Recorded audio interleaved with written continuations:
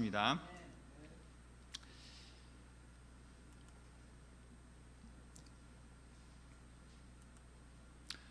먼저 다시 한번 좀 이렇게 에베소서가 이게 그 흐름이 있습니다. 그래서 이 흐름을 이어서 가야 되기 때문에 제가 계속 반복을 조금 하고 있는데, 먼저 이 에베소서는 이렇게 그 우리의 그 교회의 기원에 대해서 이야기를 하고 있습니다. 하나님의 계획, 천지 창조의 시작부터 하나님은 가족을 만들 계획을 세우셨고, 그 가족을 아담과 하와를 통해서 시작을 하셨고, 아브라함을 통해서 또 모세를 통해서 그리고 예수님을 통해서 전 세계적으로 확대를 해 나가고 있습니다. 그래서 교회는 하나님의 가족이고 또한 예수님을 중심으로 하는 하나님의 예수님의 몸이라고 우리가 첫 번째와 두 번째 시간을 통해서 배웠습니다.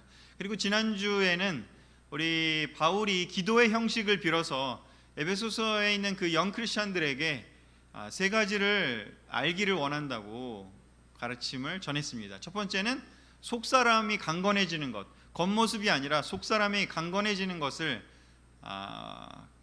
우리가 같이 꿈꾸자라고 이야기를 했고, 두 번째로 믿음으로 주님을 모셔야 한다. 어떤 제사나 어떤 외적인 형식으로가 아니라 믿음으로 주님을, 우리의 주님을, 예수님을 모시는 것.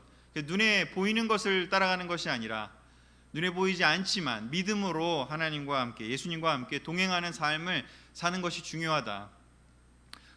다른 많은 종교적인 행위는 에베소에 있는 아르테미스 신전도 그렇고 눈에 보이는 으리으리한 건물과 또 거대한 신상, 그런 것들을 통해서 우리가 섬기어야 된다라고 세상 사람들은 이야기를 했습니다. 그러나 예수님은, 하나님은 절대로 어떤 신상도 어떤 건물도 만들지 마라.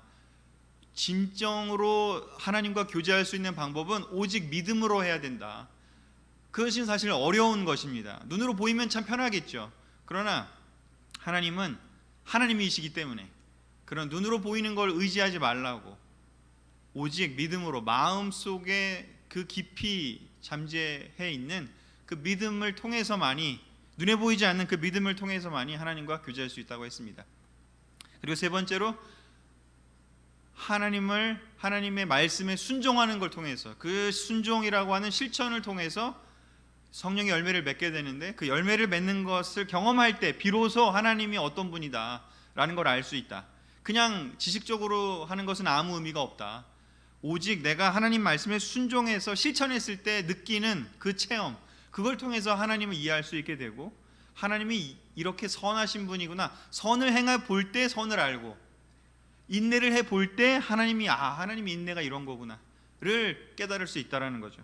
그렇기 때문에 실천을 하지 못하는 사람은 절대로 하나님을 느낄 수도 없고 알 수도 없다라는 것을 바울은 기도의 형식을 빌어서 그들에게 경험해 보기를 권하고 있습니다. 이것이 바로 지난주에까지 저희가 보았던 에베소서에 있는 이야기라면, 그렇다고 한다면 오늘은 어떤 내용을 할 것인지 바로 4장 21절에서 24절에 있는 내용을 가지고 같이 나누고자 합니다. 제목은 하나님의 가족 구성원으로서의 새 사람 되기입니다. 하나님이 원하시는 것이 무엇이고 우리가 하나님과 어떻게 관계를 맺을 수 있는지에 대해서 지난주에 바울이 이야기를 했다면, 오늘은 이 근본적인 변화를 새 사람 되는 것이라는 표현으로 설명을 또한 하고 있습니다. 이 구절을 같이 읽어보면서 오늘 같이 나눌 내용을 한번 살펴보도록 하겠습니다. 같이 읽겠습니다. 시작. 여러분이 정말 예수님에 대해서 듣고 그분 안에 있는 진리대로 가르침을 받았다면 옛날의 생활 방식, 곧 거짓된 욕망으로 부패해가는 옛사람을 벗어버리고 마음과 정신이 새롭게 되어 하나님의 모습대로 의와 진리의 거룩함으로 창조된 새 사람이 되십시오. 바울은 교회가 어떤 것인지를 설명했고, 그 하나님의 계획이었던 교회를 설명을 했고, 그 교회에 우리가 들어오게 됐다는 이야기를 했습니다. 그리고 그 교회에 들어와서 우리가 하나님과 어떻게 관계를 맺어가야 되는지에 대한 이야기를 했는데, 그렇다면 오늘 나오는 이야기는 뭐냐면 그 결과로 어떻게 되는지에 대한 이야기를 한 것입니다. 그 결과로 어떻게 되냐 하면 옛날의 생활 방식을 벗어버리고 변화돼서 새 사람이 된다라는 것을 이야기하고 있습니다. 바로 이 부분이 우리의 실질적인 이제 삶으로 들어가는 것입니다. 지금까지는 어떤 원리적인 것, 어떤 성경에 있는 그 내용들을 이해하고 깨닫는 것에서 시작했다면, 이번 주에 배우는 이 내용과 그리고 다음 주에 함께할 내용을 통해서 실질적인 삶에서의 변화를 설명을 하게 됩니다. 그래서 오늘은 제가 빨간색으로 쳐 놓은 줄을 해온 이 내용과 그 다음에 파란색으로 해온 내용, 이 두 가지에 대한 이야기를 같이 나누도록 하겠습니다. 옛날의 생활 방식이 무엇인가를 한번 바울이 어떻게 설명하는지를 한번 보고요. 그 다음에 새롭게 창조된 사람은 또 어떤 삶을 사는 것을 이야기하고 있는지를 에베소서에 나와 있습니다. 그것들을 한번 같이 나눴으면 좋겠습니다. 첫 번째요, 옛날의 생활 방식을 벗어나라 라고 이야기를 했는데, 그러면 어떠한 옛날 방식을 이야기하는지를 하나씩 살펴보도록 하겠습니다. 세 가지씩만 이야기하겠습니다. 4장, 오늘 나왔던 본문에 바로 이어서 나오는 본문의 내용들을 잘 보면 이 내용을 이해할 수 있습니다. 에베소 4장 26절, 제가 성경 구절이 길기 때문에 계속 읽어야 되기 때문에 적어오지는 않았습니다. 그래서 오늘은 같이 이렇게 펴셔서 같이 적어오지 않았기 때문에 성경책을 보시고 함께 읽어야 됩니다. 먼저 4장 26절을 우리 같이 펴신 상태에서 같이 읽도록 하겠습니다. 4장 26절 시작. 화가 나더라도 죄를 짓지 말고 해가 지기 전에 곧 화를 푸십시오.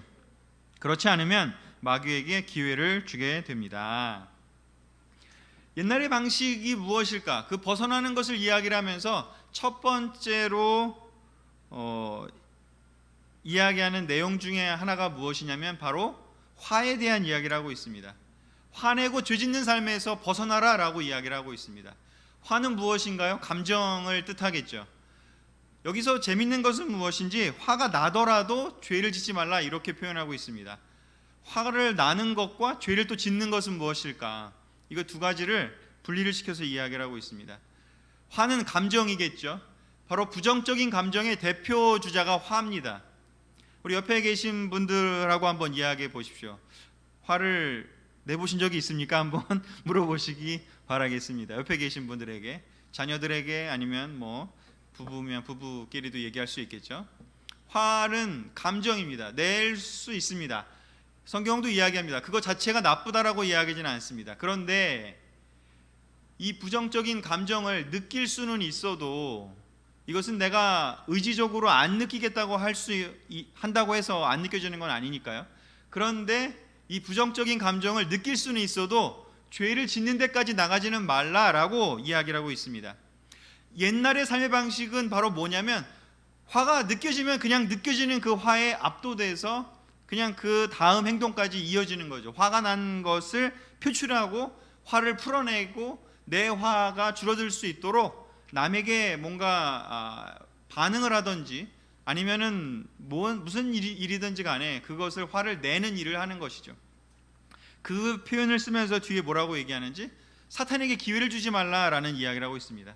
반대로 말하면 부정적인 감정을 느꼈어요. 화가 됐던 아니면 불안이 됐던 어떤 그 부정적인 감정을 느꼈을 때 그 다음 단계, 그 부정적인 감정이 시키는 대로 내가 행동을 했을 때 그것을 의미하는 게 뭐냐? 사탄에게 기회를 주게 된다는 것이죠. 사탄은 어떤 걸로 활용을 해서 우리를 좌절시키고 낙담시키는지, 바로 부정적인 감정이 들 때 사탄이 때가 됐구나 하고 다가온다는 것이죠. 야고보서 1장 20절에도 이렇게 되어 있습니다. 인간적인 분노는 하나님의 뜻을 이룰 수 없다라고요. 화를 느낄 수는 있지만 그 느끼는 화가 인간적인 것이라면, 즉 나를 위한 것이라면, 그러한 화는, 그러한 분노는 절대로 하나님의 뜻을 이룰 수 없고 오히려 사탄에게 기회를 주게 되는 것이라고 이야기합니다. 사탄에게 기회를 주면 어떤 일이 벌어지느냐? 내가 사탄의 노예가 되고요, 감정에 이끌려 다니게 됩니다. 감정을 통제하는 삶이 아니라 감정에 이끌려 다닙니다. 감정을 통제하는 대표적인 예시가 무엇인가? 바로 예수님의 모습입니다. 예수님이 요한복음 3장이나 2장 3장이나 또 다른 구절들에도 나와 있지만 예수님은 성전을 예루살렘에 올라가셔서 성전을 돌아보셨습니다. 그리고 거기에서 소와 양과 비둘기 파는 모습을 보시고 막 장사하는 모습을 보시고 화가 나셨습니다. 그런데 마가복음인가 그 마태복음인가에 보면 그 화가 나셨을 때 그날 당장 그 화를 막 분출하신 것이 아니라 한 바퀴를 다 둘러보고 숙소로 돌아가셔서 하루가 있다가 다시 오시는 그 내용이 나옵니다. 그 이야기는 뭐냐면 화가 나는 걸 느꼈고 이것은 옳지 않구나, 의로운 분노를 했습니다. 그런데 그 화를 그냥 막 풀어내는 것이 아니라 이 문제를, 화가 나게 하는 원인을 해결해야겠구나라는 것을 생각하시고 어떻게 해결할까를 고민하셨고, 그 고민한 것들을 또 시뮬레이션을 해보시면서 그거에 저항이 들어온다면 내가 어떻게 풀어나갈 것인가까지도 생각을 하셔서 그 다음날 다시 오셔서 노끈으로 채찍을 만들어서 그 장사하는 사람들의 그 좌판을 다 둘러 엎으셨다라고 기록이 되어 있습니다. 바로 이러한 모습은 화를 어떻게 다루는지, 어떻게 해결하는지 옛날의 생활 방식이 아닌 영적인 해결 방식을 보여주고 있다는 것이죠. 우리는 어떤지요? 화해 또는 부정적인 감정, 열받는 감정이 느낄 때 그냥 쏟아내는지, 아니면 그것을 근본적인 문제가 무엇인지를 생각해보고 그것을 궁극적으로 해결하기 위해서 우리는 계획을 하고 실질적으로 그것을 감정적인 상태가 아니라 침착하면서도 영적인 방식으로 해결하는지 한번 생각해 볼 필요가 있습니다. 두 번째요, 그 뒤에 나오죠. 28절을 읽어보도록 하겠습니다. 28절 시작. 도둑질하는 사람은 이제부터 도둑질하지 말고 제 손으로 열심히 일하여 선한 일을 하십시오. 그러면 가난한 사람들을 도울 수 있게 될 것입니다. 아멘. 그 다음으로 이야기하는 것은 무엇인지, 도둑질하는 삶에서 벗어나라 라고 이야기를 하고 있습니다. 도둑질하는 삶이 무엇일까를 생각해 본다면 바로 그것은 대가를 치르지 않고 내가 원하는 것을 얻으려는 마음을 뜻하고 있습니다. 지름길을 찾고 불로소득을 찾고 정당한 결과 없이 좋은 결과만을 바라는 것, 내가 마땅히 준비한 대로 그 마땅히 받아야 될 그 것을 받는 것이 아니라 그 이상을 원하는 마음, 그것이 바로 도둑의 마음인 것이죠. 그런 삶을 살지 말라고. 성경은 10계명부터 해서 지속적으로 이야기하는 것이 무엇인지 그런 도둑질하는 마음을 갖지 말라고. No pain, no gain. 대가를 치르지 않고 얻으려는 마음을 경계하라고 이야기를 하고 있습니다. 그래서 제가 학생들에게, 우리 팀들에게 시험 때마다 꼭 여러 가지 이야기를 하는데, 그들을 위해서 기도해 주겠다라고 이야기를 하면서 그들이 원하는 무엇을 위해 기도해 줄까라고 이렇게 가끔 물어봅니다. 시험 볼 때. 그러면 아이들 대부분 하는 이야기는 무조건 성적이 잘 나오게 해달라고, 시험 잘 보게 해달라고 기도해 달라고 많이 그러죠. 그럼 저는 얘기하죠. 아니, 준비한 대로, 너가 실수하지 않기 위해서 기도해 줄 거고, 너가 준비한 대로 다 쏟아내고 나올 수 있도록 기도해 주겠다고. 그러면 아이, 그런 기도 말고요 삼촌, 찍은 것도 다 맞게 해주시고요, 내가 안 했더라도, 공부 안 했더라도 찍어서라도 맞게 좋은 성적 내게 해달라고요 라고 아이들이 이야기하는 경우들이 있습니다. 지금 학생들이 만약에 듣고 있다면 다시 한번 제 이야기를 귀담아 듣기를 바랍니다. 그것은 옛날 생활 방식입니다. 하나님이 가르쳐준 성경의 방식이 아닙니다. 물론 은혜로 내가 그런 기도를 안 했음에도 불구하고 진짜로 찍어서 잘 나오면 그것은 감사한 것이지만, 지속적으로 그런 것들을 구하는 삶을 산다면 그것은 성경에서 가르치는 삶의 방식이 아니라는 것이죠. 우리가 정당한 대가를 치르고 물건이 됐던, 아니면 영적인 어떤 성품이 됐던, 어떤 돈이 됐던, 무엇이 됐던 정당한 대가를 치르고 얻는 그러한 삶의 방식을 추구해야 되고, 그런 사회를 만들어가는 것이 교회가 추구하고 있고 하나님이 원하시는 방식입니다. 세상에서 질서가 무너지고 국가와 사회가, 공동체가 무너지는 대표적인 이유는 바로 이런 도둑의 마음을 사람들이 갖도록 조장하는 경우에, 그 공동체가 그것을 허용할 때, 불로소득이 넘쳐나고 사람들이 다 편법을 쓰는 사회가 될 때 그 사회를 우리는 후진국이라고 이야기를 하고 그 공동체는 반드시 망할 수밖에 없다라고 역사를 통해서도 증명되고 있고 또한 많은 사람들 또한 그렇게 알고 있습니다. 바로 성경이 바로 그것을 또한 가르치고 있는 것이죠. 하나님은 공정하고 정의로운 심판관이십니다. 그러하기에 우리가 정당한 대가를 치르고 정당한 결과를 얻는 것을 추구하는 삶을 살기를 원하시는 것이죠. 우리가 진정으로 놀라운 영적인 축복을 얻고 싶다면 우리가 그만큼 영적인 축복을 얻기 위해서 우리가 치러야 하는 그 영성을 얻기 위해서 치러야 하는 영적인 대가 또한 치러야 합니다. 근데 사람들은 그냥 성숙해지기만을 바라는 경우도 많습니다. 성령의 열매를 모두 좋아하지 않습니까? 사랑이 많아지고 싶고 인내심이 늘어나고 싶고 또 믿음이 강해지고 싶고 또한 온유한 성품을 갖고 싶겠죠. 저 또한 그렇습니다. 그런데 하나님이 그 성품을 얻기 위해서 그걸 원하는 사람에게 고통을 주신다는 것은 생각을 못하는 경우들이 많죠. 대부분 그것을 얻기 위해서는 갈등을 겪어야 하고 상처를 입을 수도 있고 힘이 들 수도 있다는 것이죠. 바로 그러한 경험들을 통해서 실패와 그러한 또한 어려움들을 겪음으로 인해서 우리가 점점 더 성숙한 성품을 갖게 된다는 것 또한 성경의 진리입니다. 우리가 그냥 교회 나오고 그냥 큐티하고 기도만 한다고 해서 바로 영적인 성품이 생기는 것이 아니기에 하나님은 우리 삶에 어려움도 주시고 또한 힘든 시간도 허락하신다는 것을 기억하시기를 권하고 싶습니다. 세 번째요, 29절에 뭐라고 나오나요?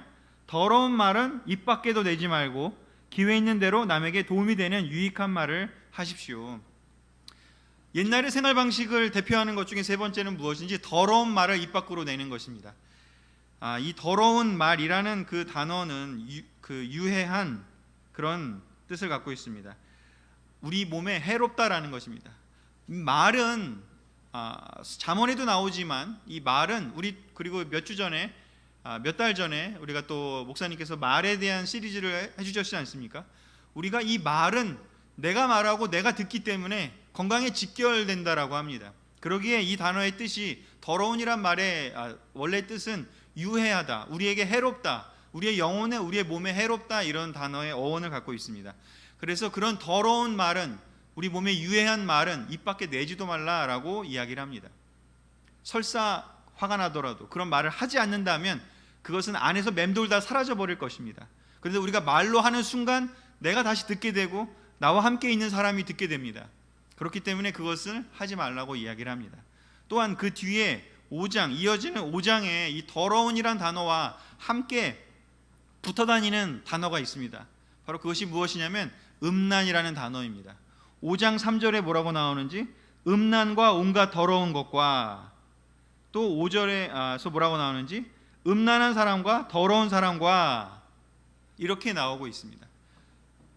갈라디아서 그 5장 19절 20절에도 바로 뭐라고 나오는지 음란한 것과 더러운 것을 이렇게 연결해서 이야기를 하고 있습니다.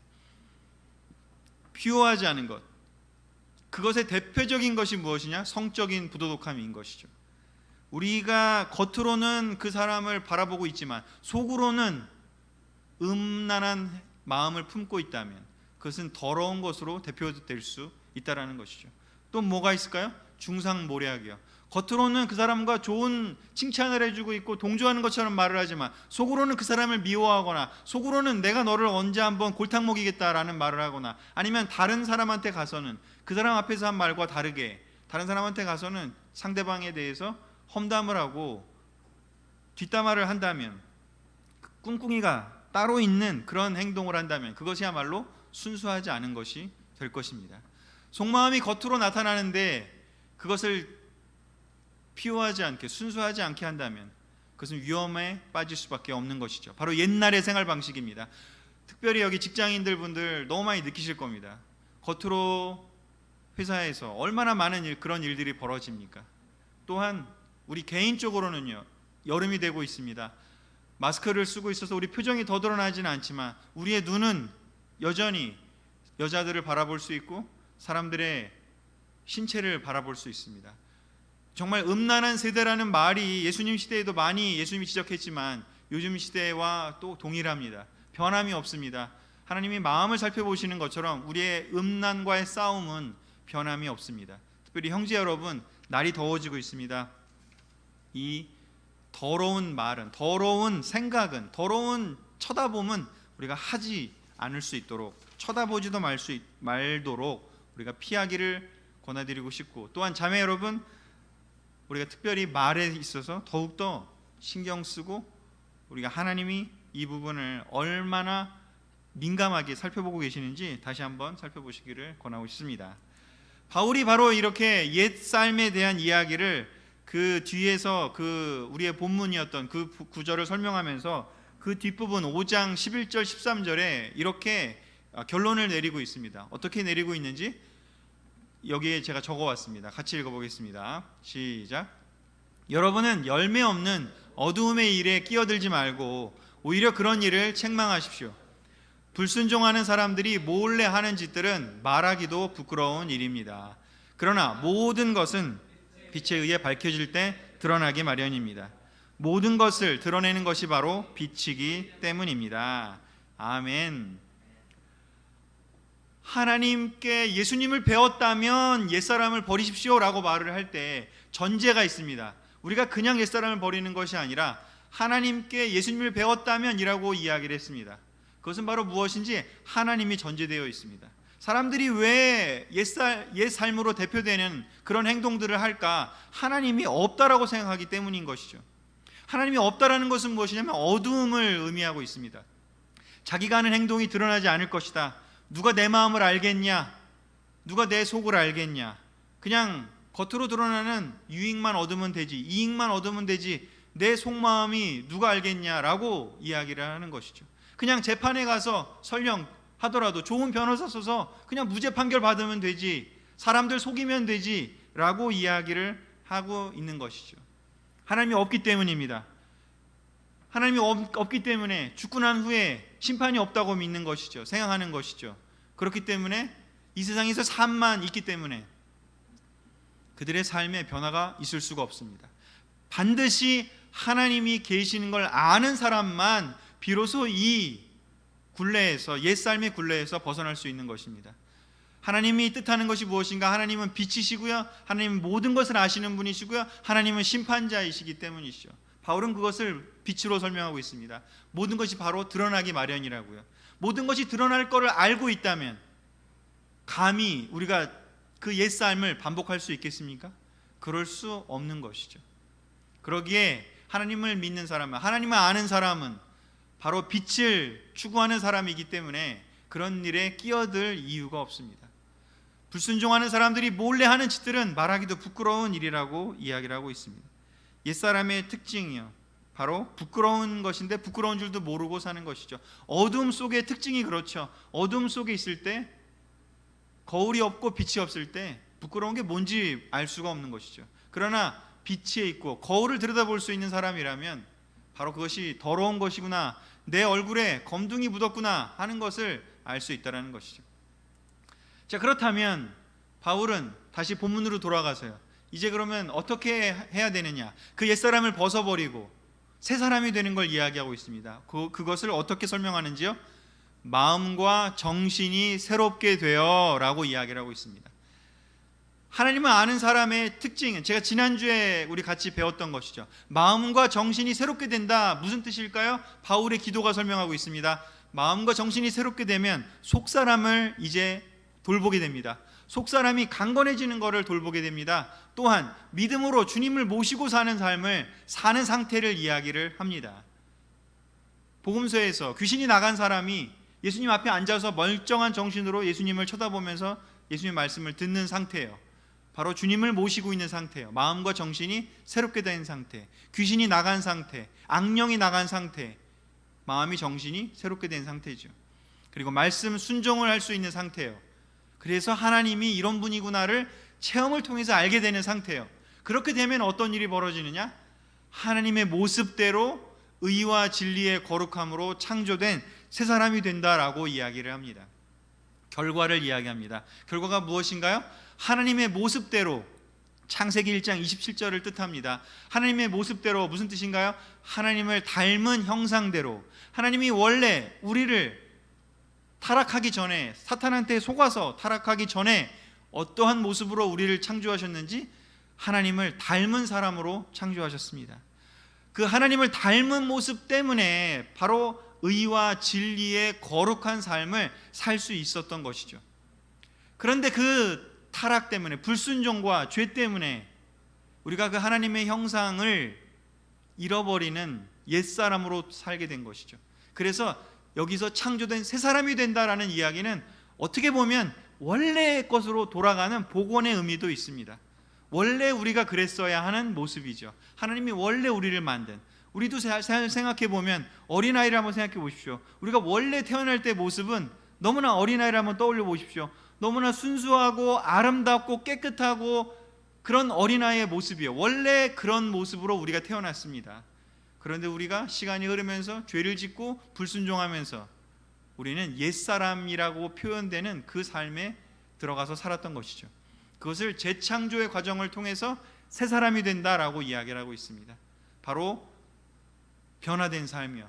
그래서 하나님의 가족이 되면 이렇게 변화가 되는데, 그 새 사람의 모습을 바울은 또한 어떻게 설명하는지를 세 가지만 살펴보겠습니다.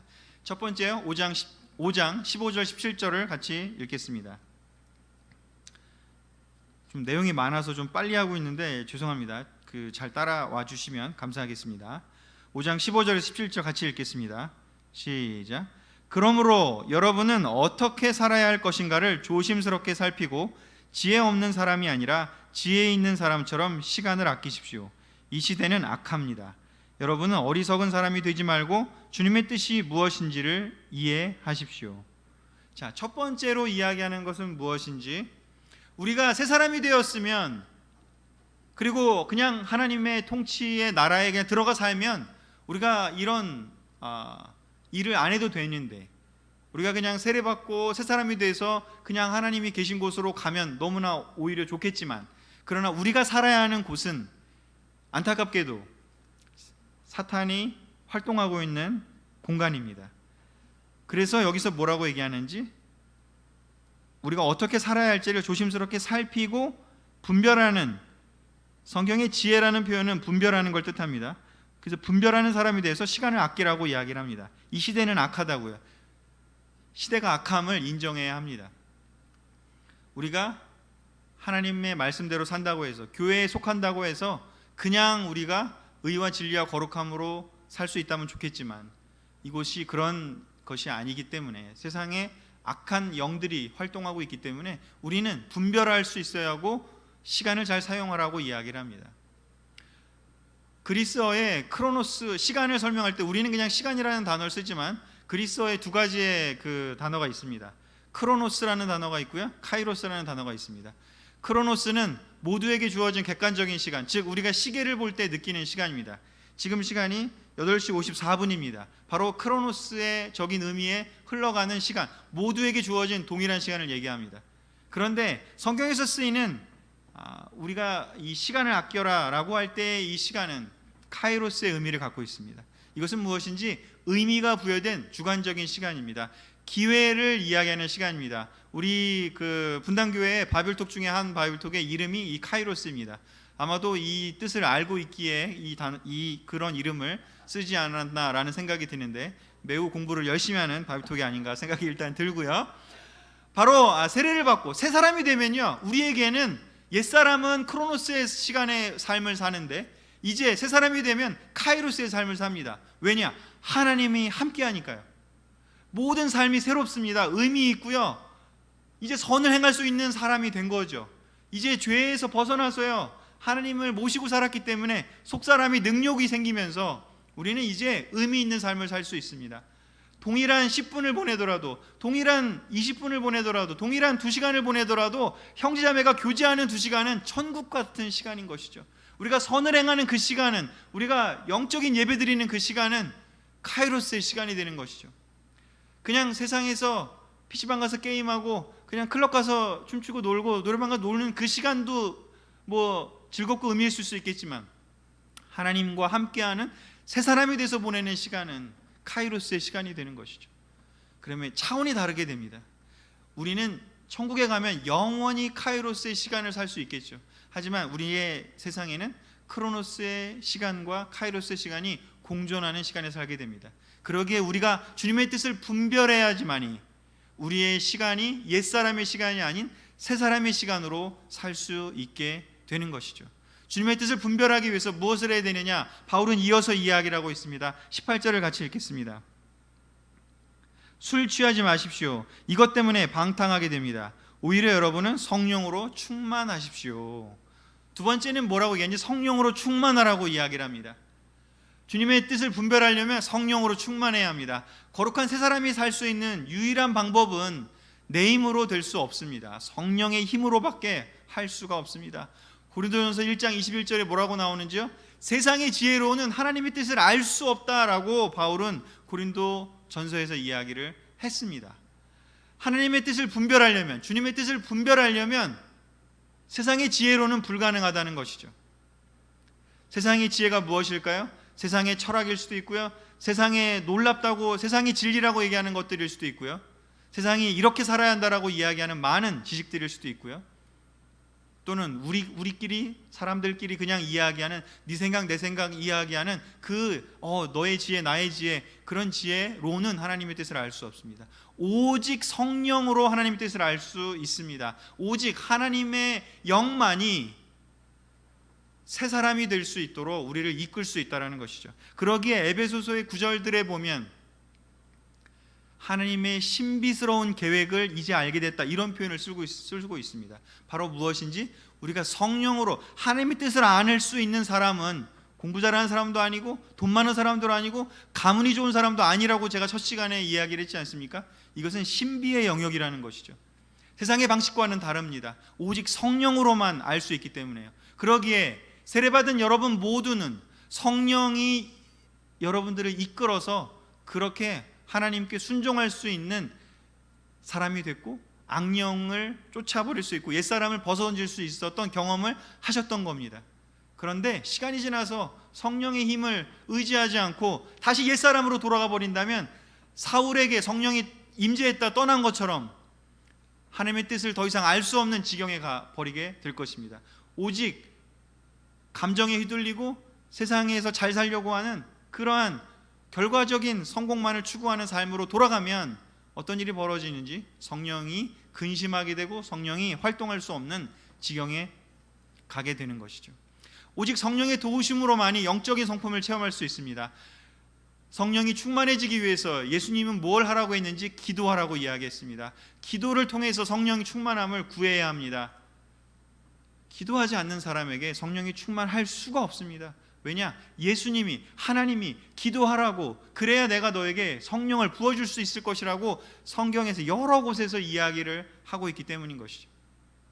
또 말씀을 통해서 성령의 뜻을 파악해야 합니다. 성령은 하나님의 뜻을 전달하는 영이죠. 예수님의 뜻을 전달하는 영이죠. 그 뜻이 성경이 기록되기 전에는 예언자들이 해주는 말을 통해서만 전달됐지만 성경이 모아져서 성경이 기록이 된 이후에, 그 이후에는 성령의 뜻이, 하나님의 뜻이, 예수님의 뜻이 성경책을 통해서 우리에게 전파됐습니다. 왜냐? 성경이 없다면 여전히 어떤 뭔가 특별한 사람만, 뭔가 하나님의 계시를 받은 어떤 그런 감정적이거나 어떤 신비스러운 사람들에게만 임재하기 때문에 어쩌면 사기당할 수도 있고 위험할 수 있기 때문에 하나님이 객관적인 표준을 우리에게 주신 것이죠. 그것이 무엇이냐? 말씀인 것이죠. 그래서 말씀과 다른 이야기를 하는, 성령 받았다고 하지만 말씀과 다른 이야기를 하는 영이 있다면 우리는 그것이 하나님에게서 온 영이 아니라고 판단할 수 있기 때문에, 그래서 우리가 말씀이 있는 것은 너무나 소중한 것이죠. 그래서 말씀을 통해서 우리가 영을 받았다고 하는 사람들을 구별할 수 있고, 우리 또한 우리가 뭔가 기도하면서 또는 어떤 이야기를 하면서 깨달을 수 있지만 그 깨달은 것이 하나님 말씀과 비교해 봐서 하나님 말씀에 맞는지 파악하고 행동으로 옮길 때 비로소 우리가 성령의 뜻을 올바로 구할 수 있기 때문이죠. 또한 에베소서에 이런 표현이 있습니다. 4장 30절에요. 성령을 근심하게 하지 말라고요. 성령을 근심하게 하지 말고요, 성령을 충만하게 하라고 이야기를 합니다. 세례 받을 때 우리가 성령이 내주합니다. 우리 안에 들어오셨습니다. 사도행전에 분명히 이야기를 했습니다. 성령이 우리 안에 계시지만 우리가 성령을 근심하게 할지 충만하게 할지는 우리가 기도 생활을 어떻게 하는지, 말씀 생활을 어떻게 하는지에 전적으로 달려 있습니다. 물론 우리가 기도를 아무리 많이 하고 성경을 아무리 많이 본다 하더라도 하나님이 허락하시지 않으면 주실 수 없는 것이죠. 그러나 기도도 하지 않고 말씀도 보지 않는 사람한테 하나님이 성령을 주시는 일은 거의 없습니다. 그러기에 성령으로 충만하라고 바울은 이야기를 합니다. 이렇게 해서 5장의 이야기를 끝내면서 그 다음에 구체적인 이야기를 하는데, 가정생활의 규칙과 사회생활의 규칙과 여러 가지 이야기를 하는데, 이 부분은 다음 주에 더 깊게 보기로 하고요. 제가 좀 그 앞구절에 있는 내용을 세 번째로 오히려 순서를 좀 바꿨습니다. 왜냐하면 너무 중요한 내용이 있기 때문이죠. 어떤 내용인지 4장 32절입니다. 사실은 첫 번째로 이야기를 한 부분인데 너무 중요하기에 제가 뒤로 옮겼습니다. 4장 32절을 같이 읽겠습니다. 시작. 서로 친절하게 대하고 불쌍히 여기며 하나님이 그리스도 안에서 여러분을 용서하신 것 같이 서로 용서하십시오. 바로 이 용서를 이야기합니다. 새 사람이 되면, 재창조가 되면, 원래 하나님의 형상을 복원하게 되면 용서할 수 있는 사람이 됩니다. 어마어마한 일이고요. 사실은 경지에 올랐다라고 이야기할 수 있는 게 바로 이 용서할 수 있는 능력입니다. 최고의 새 사람의 사인입니다. 최고의 표시입니다. 그 사람이 정말 영성이 정말로 하나님과 함께하고 있다면 용서할 수 있는 마음이 그에게 생기게 됩니다. 영적인 것은 이것으로 분별할 수 있습니다. 에베소서의 주제 중에 하나가 뭐냐면 교회이고 교회의 거룩함과 교회의 하나됨을 이야기합니다. 하나가 되기 위해서 서로 용서하지 않는데 하나가 될 수가 없습니다. 그러기에 에베소서의 주제가 바로 이 거룩함과 하나됨이라면 바로 이 용서야말로 새 사람이 되는 비결입니다. 새 사람이 되는 징표입니다. 마태복음 18장 23절에 35절에 다 읽지는 않겠지만 바로 거기에 나와 있는 이야기가 바로 무엇인지, 바로 그 용서받은 그 사람의 태도를 이야기합니다. 자기는 하나님께 용서받았는데 다른 사람을 용서하지 않는 사람에 대해서 그 왕의 그 말을 통해서 그 사람에게 하나님이, 예수님이 이야기를 합니다. 어떤 이야기인지 바로 제가 적어온 이 구절입니다. 내 이놈, 내가 간청하기에 모든 빚을 면제해 주지 않았느냐? 그렇다면 내가 너를 불쌍히 여긴 것처럼 너도 내 동료를 불쌍히 여기는 것이 마땅하지 않느냐?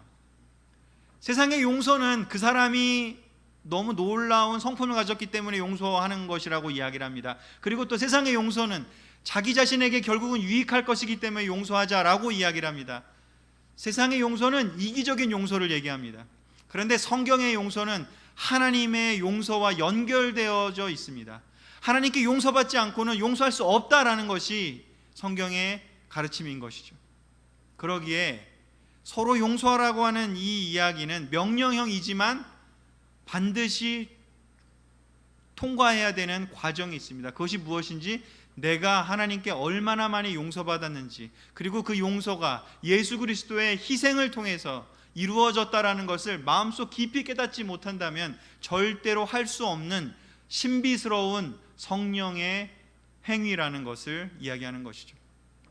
새 사람이 되면 바로 이렇게 삶이 변하게 됩니다.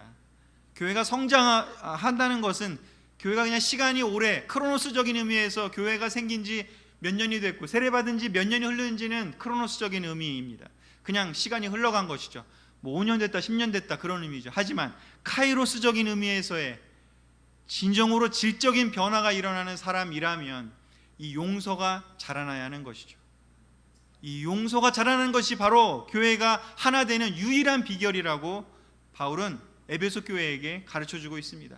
바로 이러한 가르침을 통해서 에베소 교회가 나중에 엄청나게 성장을 합니다. 에베소 교회가 안디옥 교회 다음에 거의 중추적인 역할을 하게 됩니다.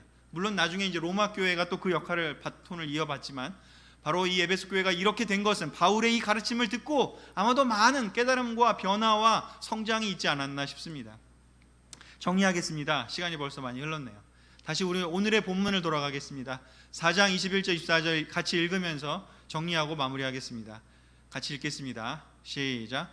여러분이 정말 예수님에 대해서 듣고 그분 안에 있는 진리대로 가르침을 받았다면 옛날의 생활 방식, 곧 거짓된 욕망으로 부패해가는 옛사람을 벗어버리고 마음과 정신이 새롭게 되어 하나님의 모습대로 의와 진리의 거룩함으로 창조된 새 사람이 되십시오. 아멘. 이 구절 안에 바울이 에베소 교회 형제자매들에게 해주고 싶은 핵심의 주제가 담겨 있습니다. 바로 우리 또한 분당 그리스도교 형제자매 여러분, 이 레슨을 함께 참여하고 있는 모든 듣고 계신 여러분, 우리의 삶을 근본적으로 돌아보시기를 바라고, 우리가 정말 성령이 주시는 그 열매의 삶으로 새 사람이 되는 그 경험을 2020년에 우리가 하겠다라고 하는 결정을 하고 하나님께 구해서 하나님의 자비로 얻을 수 있는, 경험할 수 있는 그런 귀한 2020년이 됐으면 좋겠습니다. 아멘. 이것으로 오늘의 주중 예배 레슨을 마치도록 하겠습니다.